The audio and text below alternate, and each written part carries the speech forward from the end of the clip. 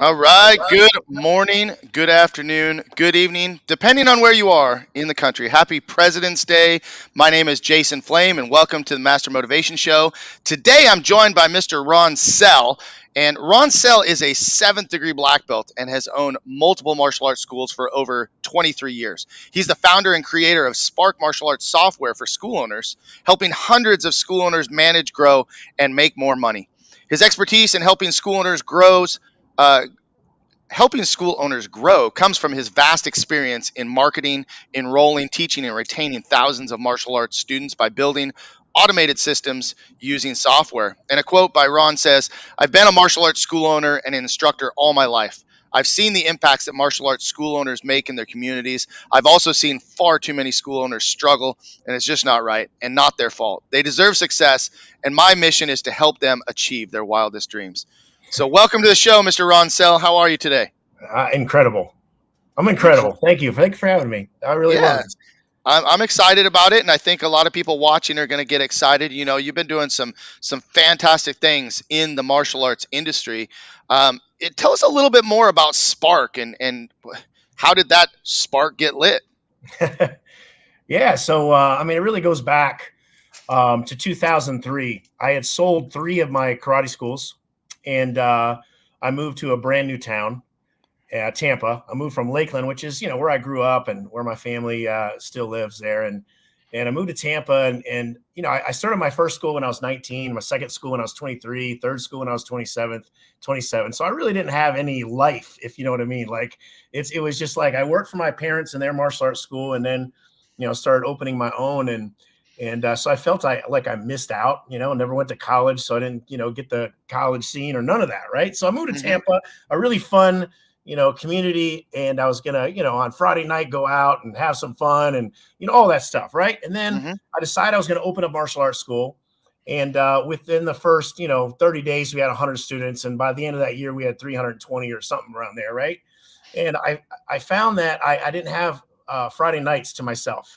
And actually, on Saturday, I was so exhausted after the end of the day that I was just like, man, it's just like something's got to give. Like the business was running me, and it was running me into the ground. Sure, it was successful by anybody outsiders looking in, but I wasn't having fun.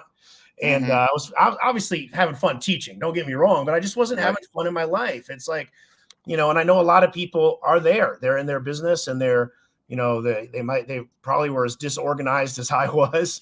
I was Hmm. still, when a student had a question on their tuition payment, I was running to the back room and pulling open a filing cabinet, and just I felt like the business was running me. Like there's just so many tasks that we have to do, Hmm. and it was a one-man operation. It was just me because I had moved to a new town. I didn't have instructors or people that were with me for 20 years so I can hire. So I was really mopping the mats and cleaning the mirrors and teaching every class and doing every info call and doing every belt exam and I was doing everything.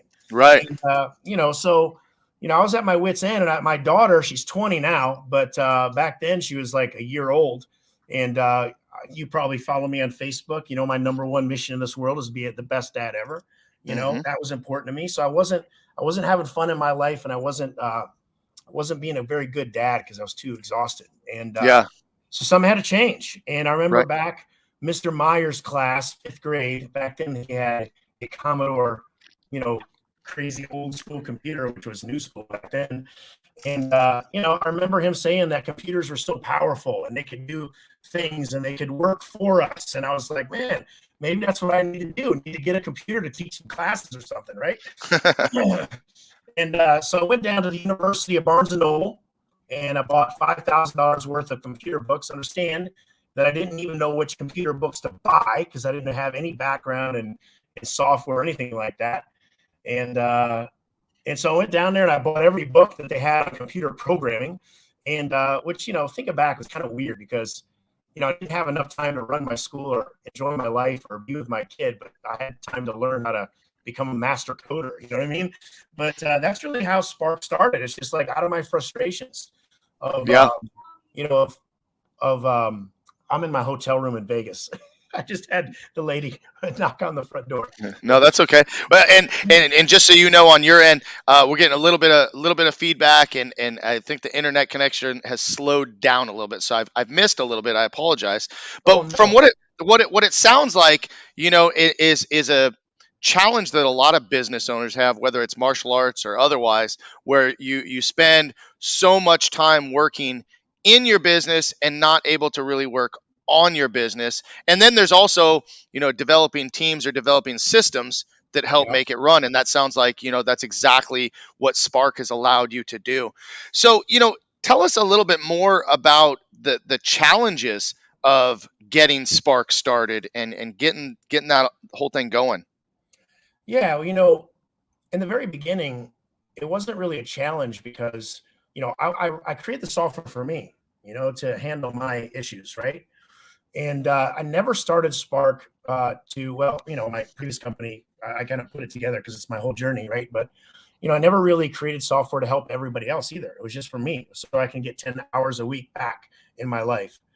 And so at the very beginning, we just let a few people. I think my mom was, used my software in her school, and then my uncle wanted it for his school, and my buddy wanted it for his school, and they just kept saying to me, "Wow, I mean, this is also giving me my life back." And not only that, but more profitable because when you start becoming more organized and you start being more consistent in your business, then it really helps, right? So, I started getting this feedback that it was really helping them do exactly what I set out my mission to do. And so then it sort of took off, like wildfire. Like, people just couldn't stop being a raving fan of it. And I'm very happy about that. I mean, even today, Spark has a lot of raving fans. People sometimes think that I ask people to go on the groups and talk about Spark, but it's really, they just love it so much that they just talk about it to everybody that they can. So, really our growth, even up until the January this year, has all been word of mouth, me, spreading the word, being an evangelist for what I believe in and helping school owners thrive and success, have success. And so there wasn't a whole lot of challenges at the beginning when it comes to growing this company, but there was challenges that I was really a gold belt level programmer. You know what I mean? Mhm. Like, I built software for me. It wasn't ever intended for other people. So, one of the challenges were, I mean, now we have 10 people on our development team that works with us. I'm more of the architect now. I don't do so much coding anymore. I have way smarter people in my life that I'm grateful for that take my vision and they put it in code, right? And so that was, this is weird, but there was a time a couple years ago. I know you're a Spark member, and we were going down, right? I was at dinner with my wife, and Spark would go down at like 8 p.m. And I'm like, what the heck is going on? And we come to find out that the code that we wrote was not efficient enough, and we had to go back and rewrite database layer code. Like 99 out of 100 companies would never even have these kind of challenges, but we grew so fast, databases couldn't keep up with our Mm, growth. The network connections couldn't keep up with it. So, that's pretty cool now. I mean, in Spark, it's been totally rewritten at a very low level, which is beyond my even comprehension. But, those are some of the challenges that we've overcome. And part of that's just, the martial arts mindset. We don't give up, right? I mean, right. whether it's a sparring match or a tournament or growing our business, we just refuse to give up, and we learn every day and grow and make things better. So, you know Yeah. Now it sounds like you mentioned that you created the software for yourself, right? mhm. And now, did you go to school for coding, or did you just literally learn from the books Yeah, that you were buying and just from ground yeah, that's zero it. from That's it. scratch? Yeah, college and me never really got along, so I'm a very fast learner, and I devour content and able to put it to use right away. And so that's with everything, and so yeah, I mean, I just sat down. I had a problem to solve, and I just kept at it. What's neat about software too, and I think it's a good life lesson, is that with software, you create something, it either works or it doesn't work, and you get kind of feedback right away. All right, either it Hmm. airs out or it works, and you can smile or you can say, okay, how do I fix this? And I think that's also how life is. Don't be afraid to ever just try something and fail. Like, I am not afraid to fall flat on my butt and get back up and try again. And I think, some people are even scared of technology. I know we have a lot of clients that are, and sometimes I just say, hey, just try it, see if it works or it doesn't work, and you get that instant feedback. So Right, right. Well, and I agree. That is a good life lesson, right? If we yes, we try something and we fail at it, you're forced at a decision. Give yeah, up and quit, or find a solution. And you mentioned the martial arts mindset, and that's just kind of part of our DNA and something that has been, you know, maybe not necessarily born into all of us, although I know we'll talk about, being born into a martial arts family, but, having that mindset from a young child to where we work through our problems yeah, constantly. I mean, self-defense, you either get out and get safe, or you don't. And then you fix it. You're grappling, you get tapped out. It's like, maybe I don't yeah, turn that way next time. Right. But you get that instant feedback, and you have a choice. You do yeah, with it, what you will. So let's talk about being a lifelong martial artist, coming from yeah, a martial arts background. Your parents owned yeah, martial arts schools. yeah. Tell us about that. Yeah, it's pretty interesting. I started martial arts when I was 7 because back then they didn't have tiny tigers or little champions or anything. Hmm. 7 was the age my parents allowed people to enroll in their school. So I just remember, I couldn't wait to be 7. And I think on my birthday when I was 7, I joined my mom's rec. She had a rec program, and I joined that, and I just fell in love with the martial arts, which is also another life lesson for martial arts instructors. If we can teach our students to fall in love with martial arts, then they stick around for a hell of a lot longer, right?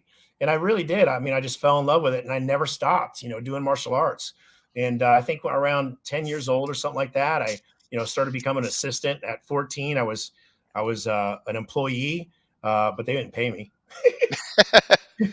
And then at 15, they started paying me a little bit. And, at 18 and 19, I was enrolling people, I was doing info calls, all that stuff. So it was really a cool experience to be just raised in the martial arts school. And, my parents are legends. My dad has a statue in Korea in the museum, of the martial arts museum over there. So I really got lucky that, I was, and think about all that stuff too, is my parents had all these mindsets from martial arts, and that was just woven into our family's DNA. So the Self family does hard things. The Self family never gives up. The Self family, does, pushes hard and all that stuff. And that was just such a great upbringing, I think. And it Hmm. really is woven into the fabric of everything I do today. Came from my parents, teaching me these amazing lessons. And Right. also, being raised in the martial arts school, my parents having multiple schools, I didn't do martial arts twice a week. I did it 6 times a day. You know what I mean? I mean, like every day, 6 days a week, not 7. But I've traveled the world doing martial arts. I've been in 20 different countries with my dad. My dad being on stage teaching and that kind of stuff. My mom, doing some amazing things. So really, I think that I just got lucky. Hmm. Yeah, well, and that's, you bring up the point that you didn't get to start until you were 7, right? And I Yeah. mean, like, I have my son, who, by the way, it's my son's birthday today. Mason, if you're Happy watching, birthday to your happy birthday, son. Mace. He's 17 today, and he started when he was. I couldn't wait to get him on the mat, because my daughter had also trained, and it started at like 2.5, because we had Little Dragons program, and I'm kind of pushing him out there even in diapers, and um, it's kind of cool being a dad too, having a martial arts school, and you got your kids to get them through it, because I learned a lot about martial arts myself, just by watching them go through the process. And now there's certain things we don't do at 3 and 4 years old, and we don't do until Yeah. 7, like teaching long style forms and stuff like that. But and having a completely different belt system. But you were still around it, right? So I mean, so Yeah. you're still kind of learning it. Tell me more about what it was like to want to emulate your dad, and how do you relate that to now, your child or children, as they're growing up? What do you see, you know being their life moving forward? Yeah, it's funny when we're kids, we look at her. I looked at my dad. He was tough. He was strong. He was a tough guy. I mean, he was just in every sense of being. He was just a tough, strong guy. And So I didn't want to emulate my dad. I wanted to emulate my mom really when I was a kid, because I was like, he's just mean, won't let me do this and that stuff. And now as an adult looking back, some of the lessons, I'm pretty nice to my kids, but man, sometimes my dad comes out in me and I'm like, no, you're going to work harder. Like, you're going to push, you're going to fail. I'm going to allow my kid to fail and to get hurt and fall down and get back up, because if I look back on my life, that was the lessons, right? Like, man, I remember he took me to Korea once, and I had to fight. It was a sparring class. And, I was like, Koreans, they're the best in the world. In my mind, like, they're the best. They're going to obliterate me. They're going to, kick me around. And he let me do that for the first match. The second match, he says, now, you going to let them keep doing that to you? And I'm like, no, sir. And then it all changed. Right. But, I think being a dad and recognizing all of those lessons that my parents taught me, we do the same thing with our kids. We push them, and we allow them to push themselves, and they're pretty damn good athletes. They didn't get that from me, but I had to work for all my athleticism. But they're very good athletes, and they've got that work ethic and that strong discipline and focus and all that. So Yeah. Now, as a training under your father, I have several friends who have schools and they have children, and Kevin Kowalczyk from Colorado is probably watching right now, and we talk about this a lot with his son. Do you ever feel like your dad held you to a higher standard than oh everybody else God, in the school? yeah. Did he expect more from you or push you to do more? And was it because he wanted to make sure that you weren't getting special treatment, or because he knew he could push you to raise the standard of everybody else? Does that make sense? Yeah, yeah. I think both. I think both. My no one could ever accuse my dad of playing favorites, not even with his own kids. He did hold me to a very high standard, and I'm grateful for that. And yeah, at every belt testing that I went through, including my last one, my 7th degree black belt, I trained for a year for that test. And my whole goal was, when I get out there, I'm going to make everybody else look dumb. I didn't really want them to look dumb, but I wanted to be so good at what I did that there was no question how good I was at that test. And I think I did that. But I got that from my dad. Like, when you're on your A game, when you need to be on your A game, you're going to get out there and you're just going to blow past, any limitations you've ever had. And, yeah, so I think he didn't want me to look like he was showing favoritism, and he didn't. That's for sure. Mm-hmm. I remember some of my tests, man. He was just so darn hard on me, and I'm Mm-hmm. grateful for that. I'll tell you a quick story. Hopefully, it'll be small, but it was my 5th degree test or something like that, and I'm out there, and I had all my friends in the audience, right? And I nailed the test. Like, I was like, man, that was so good, right? And it Mm-hmm. truly was good. I'm not just blowing my own horn. And my dad walks out. He was famous for breaking house bricks, and the house bricks that he broke, he would find the nastiest, densest, ugliest bricks, just because he liked to just slice them in two, right? And so at the end of my test, I'm getting my belt, right? And he walks out and he hands me this brick, and it's an ugly, heavy, dense brick. And I'm like, why are you doing this to me, Dad? He's like, you got to break this brick. And I'm like, I can't break that brick. I've never broke a brick before. I mean, I've never trained and do anything like this. He goes, you're going to break this brick. And in that moment, I'm like, I ain't get my belt. My belt's gone. All my friends are going to watch me fail. And I went up there and I hit it, boom. And it broke in two, and I just couldn't believe it. I couldn't believe it. But my dad, I guarantee you, if I didn't break that brick, I wasn't getting that belt that day. That was his standard. Of course, he didn't tell me that till the end of the test, right? But it's just one of the ways he did things. Yeah, and do you think that was something that he did to show you that you have more inside of you than you thought, or did he really put that there as a test to you to say, let me see if you got it or not? Yeah, I'd like to just say yes. I think all of that, right? Yeah. There were so many lessons in my life where that's, again, like I said before, we allow our kids to fail, right? So that they can know what they can push past and what their persistence and perseverance level is. I Mm-hmm. think my dad knew that I could break that. You're an instructor, you know what your students can do. So he had more belief in me than I did, right? Mm-hmm. And I think that's a pretty powerful thing for any instructor, is to have that belief and know it, right?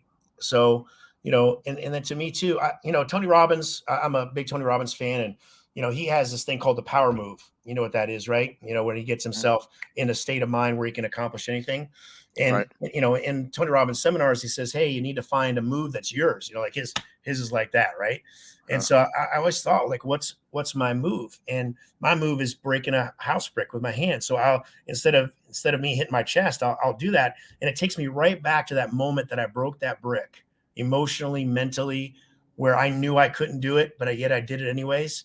And I think that's just a powerful anchor that my dad gave to me. Hmm. So now Wow. when things are tough, it's like, listen, life's tough sometimes, right?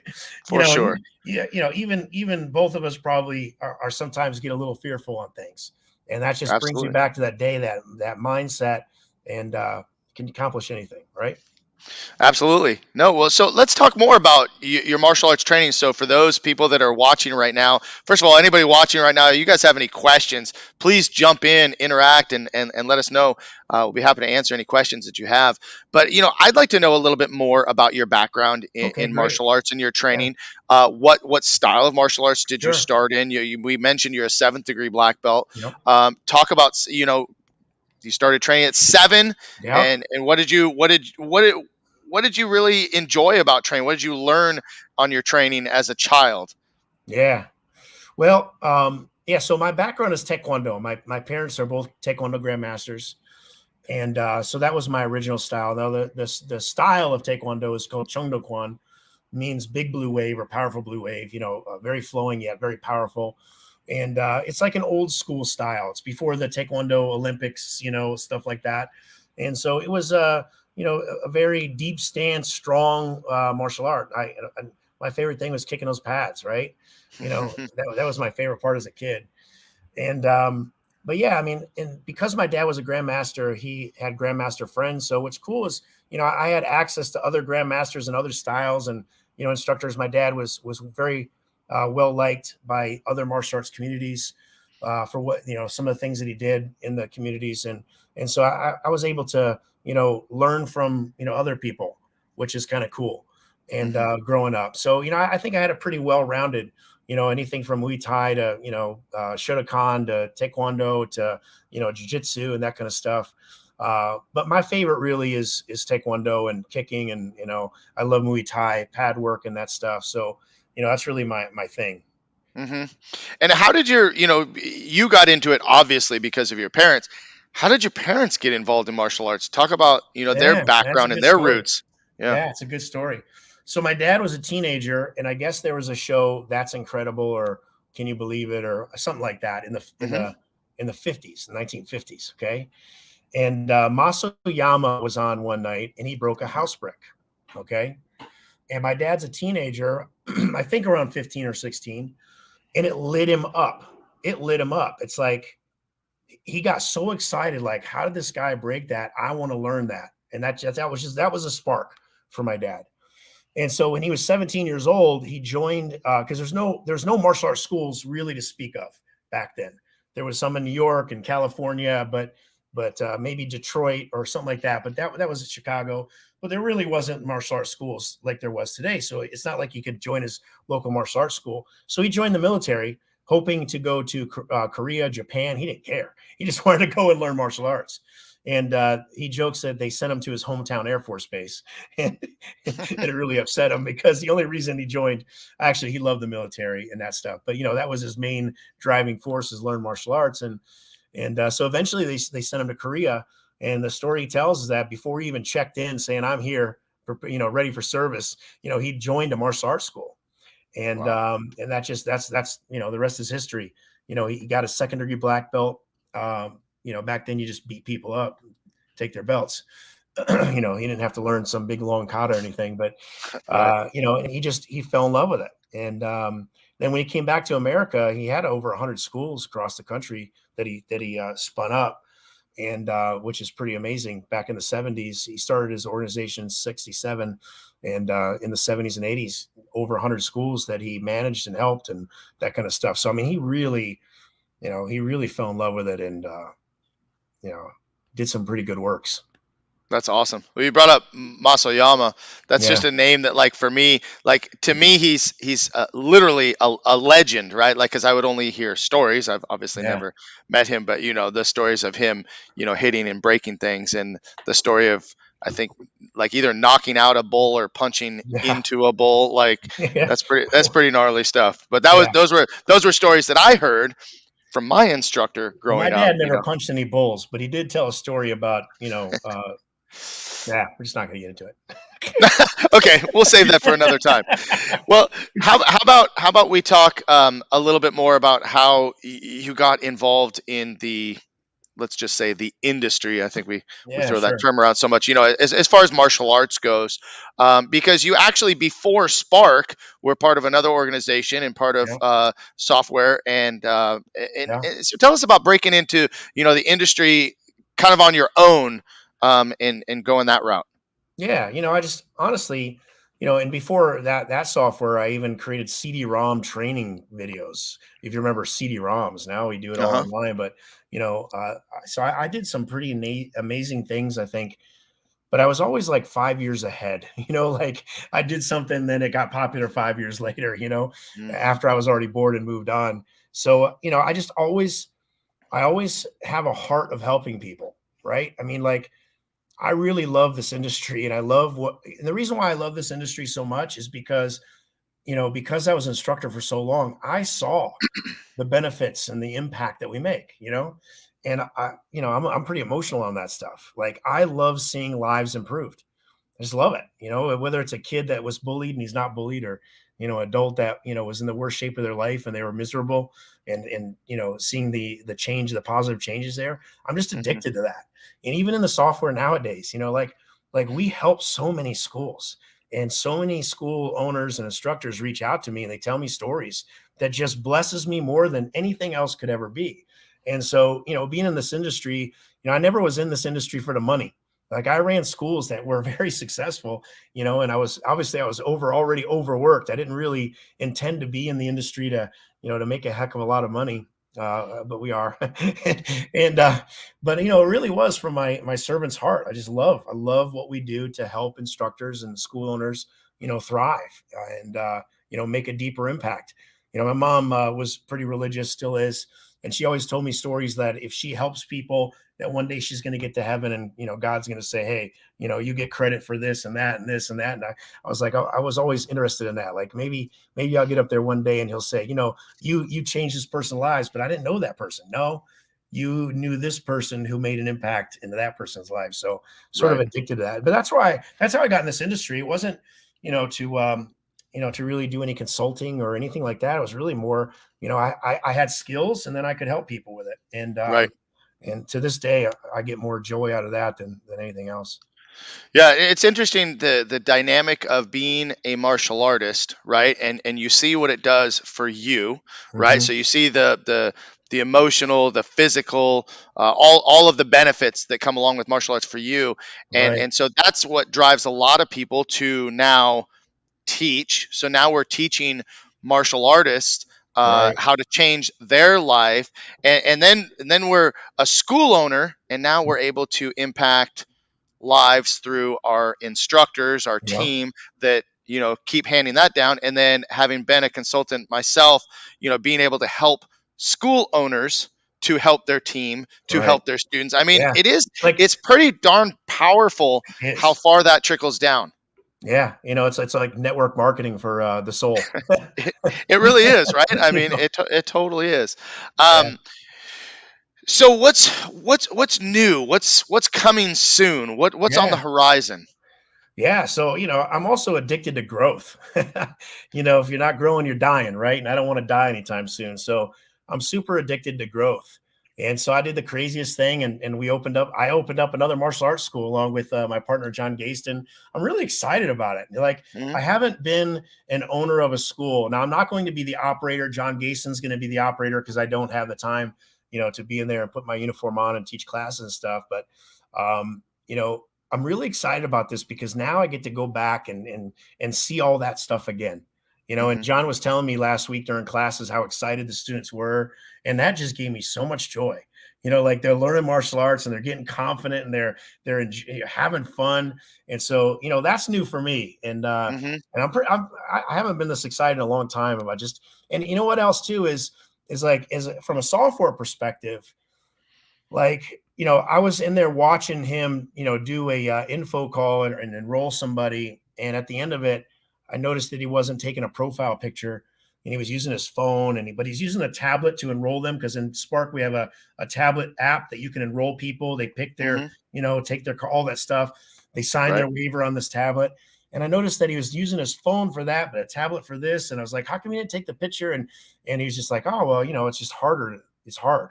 And so I went back to the lab and we put inside the Spark kiosk, enrollment kiosk app, we put at the end, they take their picture. So it's like a one-stop shop. So I'm really excited about being in the school and watching where the problems or the friction is. So Hmm. then I'm going to go back to the lab with my team and we're going to just make Spark better. So I'm really Hmm. excited about that too. Like firsthand, how is the software being used? What are the steps that'll make it easier? And I'll be able to actually, on a weekly basis, be a Hmm. part of that. So I'm really excited about that. Spark always grows. Like seriously, every week, 10 new things or 10 new improvements every week. Like, and that's been since the start of Spark. And we probably have 1,000 more ideas, and that's no joke. So it's just a constant evolving, getting better, and that jazzes me. Like a lot of people don't like change. I love change. I thrive on it. And so what I mean by change is like I'm not going to be stagnant in my life in any way. Like I don't need to open up a martial arts school. I have enough things on my plate. However, that's a part of my growth too. I get to experience more things, right? And the same thing in Spark, it's like, we're always looking to be better and grow, improve. We listen to our clients because they're using the software all the time. Most of every improvement that we make nowadays is because we heard someone and they Hmm. pitched us. We make them pitch us on the idea, like tell us why. Why do you think it should be this way? Because sometimes, our blinders are on and we think a certain way. We love digging into that. And so, it just is fun to keep growing like that, keep improving and getting better. Well, and it sounds like you've kind of hit this full cycle, right? You started as a martial artist and as a Mhm. martial arts school owner, and then Yeah, here you are creating software, and then you're kind of back in the school to make the software even better, which is going to yeah, make the school better. So, I mean, it's just kind of a nice. It seems like a nice cycle, and yeah, it's cool. It's cool to hear that you're excited to kind of be back into that again because we hear and see a lot of martial artists that their whole goal is they want to get out, that they want to create their exit strategy, they want to create their right. plan to be away from their school. I've always been one who I really enjoy being in my school. I love teaching still Yeah, to this day, and I don't care if it's a little dragon or a 65-year-old student. yeah, It doesn't matter to me because, like you said, seeing them improve yeah, on a daily basis or weekly, monthly, yearly as they grow. I mean, all my staff members, started like when they were 3, 4, 5, and that's kind of neat to watch their growth, not only as a martial artist, but as a now as an employee or a team member. So yeah, it's kind of neat to watch yeah, that cycle continue on. Um, you mentioned something about getting bored and moving on, and I think this is something that we can touch on yeah. Learn for lessons anybody. from me. Yeah, I mean, for anybody watching, right? Because we get super jazzed about an idea or a concept or something we want to do, and we start pushing, pushing, pushing, and then like that excitement kind of wanes, Yeah, and we just it goes to the back burner again. Talk about that for yourself a little bit and how yeah, maybe other people might experience that. yeah. I mean, to do great things, you have to go deep, and going deep takes a lot of patience and drive. And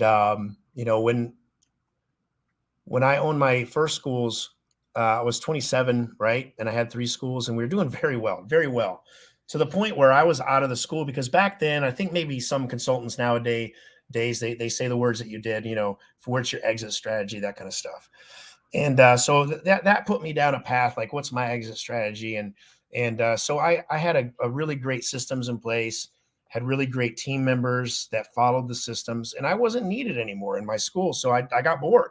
Like what do they say? A few years after you retire, most people die, right? Because they don't have a Mhm. purpose anymore.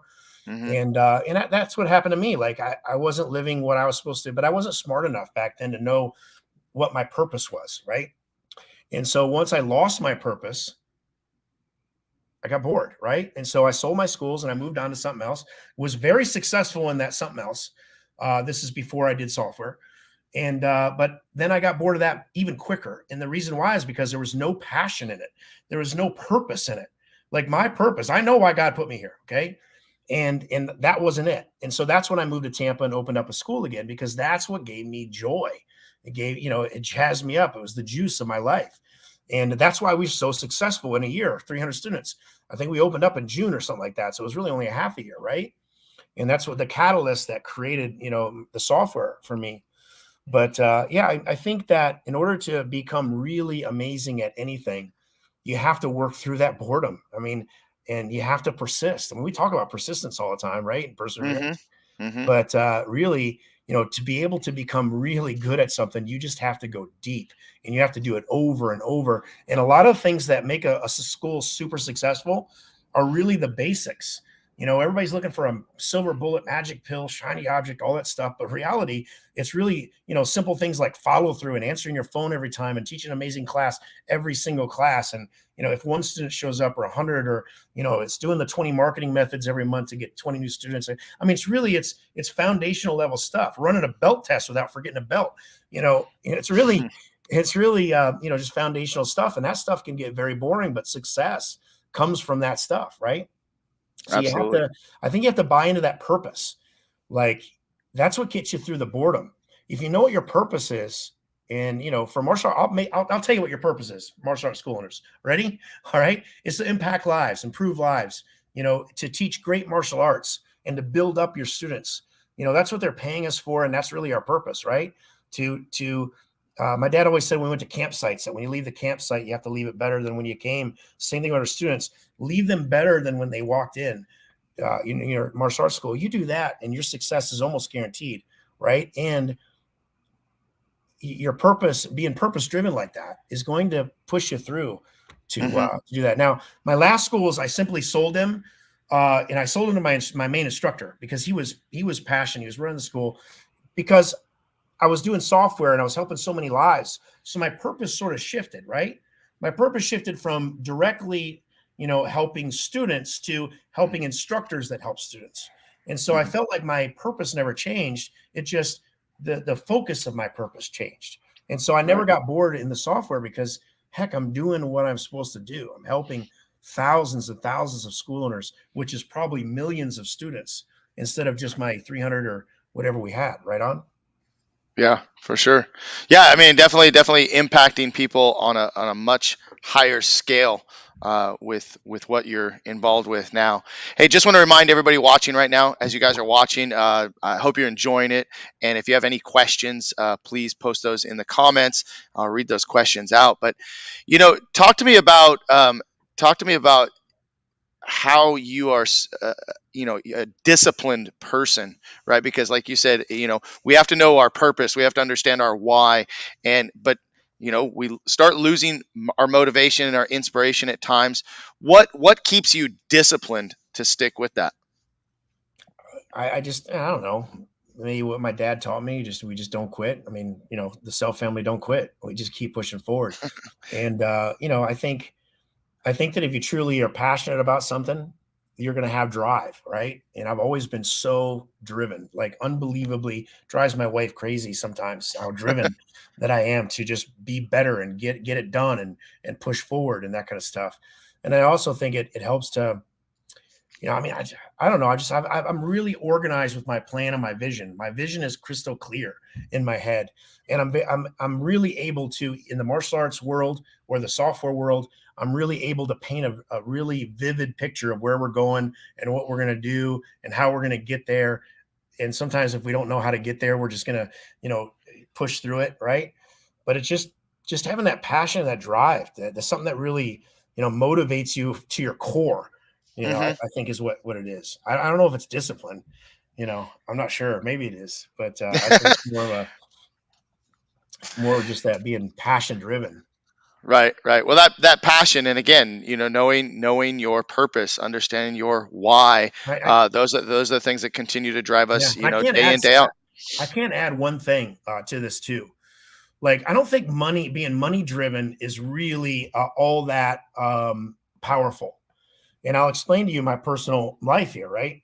So back, when I was 27, 28 years old and I sold my schools, I had a lot of money, but the passion was gone. You see what I mean? Like, I Mm, attained it. And then about 5 years ago, 6 years ago, I have no concept of time, somewhere around there. Yeah, I don't know. You probably know this. I lost everything, like lost everything in my life. Two car repossessions. I lost my house. And at that point, I was thinking, man, I don't know how I'm going to feed my kids. And that's true. Like, I was scared to death that I wasn't going to be able to feed my kids.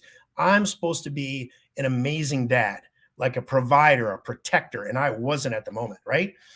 And after about 2 weeks of crying, um, I started feeling this thing like, wait a minute here, like, we didn't die, right?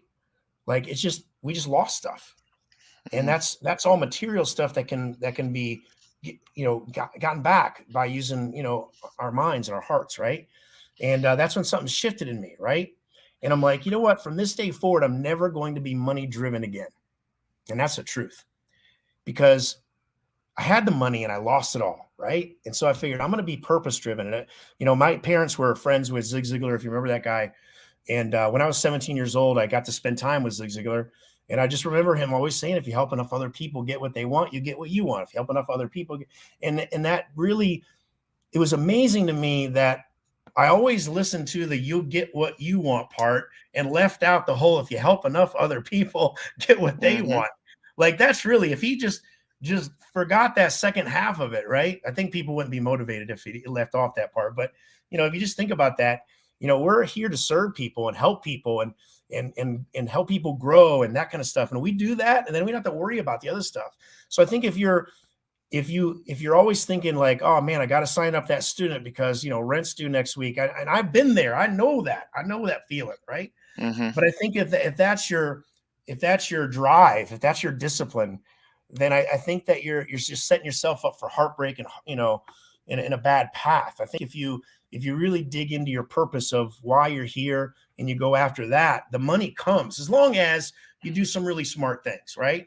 I mean, Right. obviously, we know a lot of people that are heart driven and are motivated and all that stuff that they're ruins, and that's heartbreaking to me. That's another reason why I love our Spark software because we give structure to a lot of schools so they can Mhm. follow the structure. So now they got a system in place along with their other skills that they have. So, anyways, I Right. want to throw that part in there No, about and I appreciate that so much, hearing that from you because we do hear a lot, and whether it's in our industry or others, or you're watching social media or whatever, and people talking about money and cars and houses and like you said, stuff, and if that's what's driving you, there's that small missing piece, and it took me, quite a long while to really understand the value of service. And it really, it was my wife who was the best at it because my wife and I have been together since I opened my school, since I was teaching for my instructor. And she used to always say, I don't like selling. And because I wanted her to be the program director, of course I'll be the instructor, she'll be the program director. That'll be match perfect made in heaven, team. right? Yeah, right. And she would always tell me, I just don't like the selling part. Yeah, And I never understood that because I was really good at selling. Like yeah, I mean, like I love cold calls. I it's love fun. it. Just It's I love the fun. challenge. I love the Yeah, challenge, right? yeah. And so as our children were getting involved in school and sports, and my wife became this amazing volunteer. I mean, she is the team mom of all team moms. Volunteers in the classroom. She's been on the PTA and done fundraising for everything. She's known in our community as kind of the go-to person when it comes to stuff like that.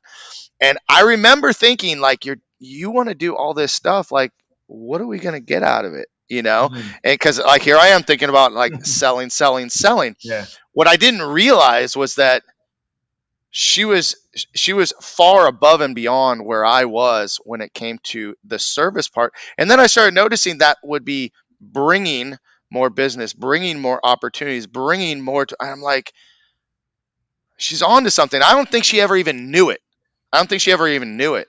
And so we started getting together more involved in community service and giving back and all Powerful. this stuff. And it's like, wow. And that is what has transformed our business and our standing in our community in general. Yeah. And it's funny because she often she'll kill me that I say this, but she often says that she's support staff. And I said, you have no idea how much that means to have you as the support, but you also don't know how much you are literally the heart and life of our businesses, because we have a couple other things we do other than the karate school. And it's just amazing. So back to the whole service, Yeah. service above self, and Yeah. And give, I don't and want you shall anybody receive. to get me wrong. The money's awesome, right? Money is important. I mean, you Yeah. can't pay your bills, you can't pay your staff, you can't live a good life without the money. That has to be a part of it. I know there's some people that are bleeding edge, where they're all just heart and don't do it. You have to do it for the money too, right? Yes, ma'am. We're good. Housekeeping. Housekeeping. We're good. Thank you. Sorry about that. That's all right. Yeah, you caught me on vacation. I'm here for a wedding in Vegas, and anyways, it is what it is, right? It's all good. Well, I appreciate you taking the time, and we're Oh, just I love about you. at just about at the end of the time here. So, what I want to do is one more time open it up for any questions, any comments, anything at all that maybe you want to ask me or for Mr. Sell here. But can you do me a favor and just kind of leave us with your closing thoughts and a message that, again, whether it's martial arts school Yeah. owners or just the average person watching, wanting to know who you are, what's your closing message? Okay. Yeah. Sure. Yeah. So I mean, well, first of all, I'm grateful to be on here with you. I really am. I mean, this is really awesome, and I love contributing to the martial arts industry, and just love it. It's my favorite thing, I think. But yeah, I mean, um, I'd love anybody that's not involved in Spark. I would love for you to check us out, sparkmembership.com. Just go to the site and see if it's something that you would be interested in. We'd love to help you out, right? And other than that, I mean, I'm really excited about the future and what's happening in our industry, and you know, this is I think it's the best time to be a martial arts school owner. I mean, we literally, as a group, we've impacted our communities during the worst time in the last couple of years, right? And we've come out stronger. I mean, we look at we have access to all this data from 3,000 schools, and we saw as soon as COVID was done, done. Mm. Well, I'm from Florida. Yeah, COVID was done I'm months from ago. I'm from California, so COVID is never going to be done. But I mean, we started seeing the ramp up in martial arts schools, and it was such a blessing to see all of these schools just crush it and do the best business that they've ever done before. And so I want to contribute to that. I want to help more schools get to the level where their business doesn't own them anymore, but they own their business, where the business isn't running them, but they're running their business, and they're able to to live the life that they've always wanted, right? And have the time for their kids, and have the time for like doing what they want to do in life. And we want to really support that and help people out. But even if you're not a part of Spark, I'd still want to help you out. We have so many resources and things that we just give away nonstop because we believe in this industry so much. So anyways, Well, that's great. I'm glad. Thank you for sharing all that. And I did have one more question, because you yeah, brought up Zig Ziglar, you brought up Tony yeah, Robbins. yeah. What are you reading right now? What would be a good book recommendation? Ah, Jose Escobar would be proud of me for asking this. yeah. I love Jose. He's a cool guy. The book I'm reading right now is called Traction. So I haven't cracked a page yet. I planned on reading it out here in Vegas. Don't think it's going to happen. But and then the next book after that's going to be Vivid Vision. Is the next book that I got on my list. But a lot of times I like listening to audio books.